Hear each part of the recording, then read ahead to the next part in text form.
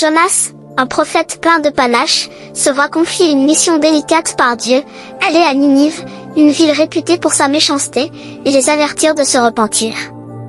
Mais Jonas n'est pas du tout d'accord. Il déteste Ninive, et l'idée d'y aller le remplit d'une profonde aversion. Alors, il décide de faire tout ce qu'il peut pour éviter sa mission. Il se rend au port et embarque sur un navire se dirigeant vers la direction opposée à Ninive. Mais la volonté de Dieu est implacable. Une tempête monstrueuse se déchaîne, secouant le navire de fond en comble. Les marins paniquent, criant et gesticulant dans tous les sens. Pourtant, Jonas dort paisiblement, insensible au chaos qui se déroule autour de lui. Les marins comprennent rapidement que Jonas est la cause de cette tempête. Pour calmer la colère de Dieu et mettre fin à la tempête, ils décident de jeter Jonas à la mer.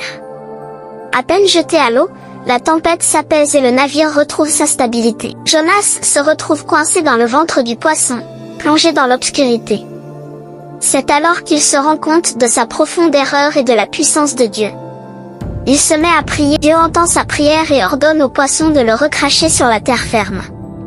Jonas se retrouve à nouveau sur la plage, faible et repentant.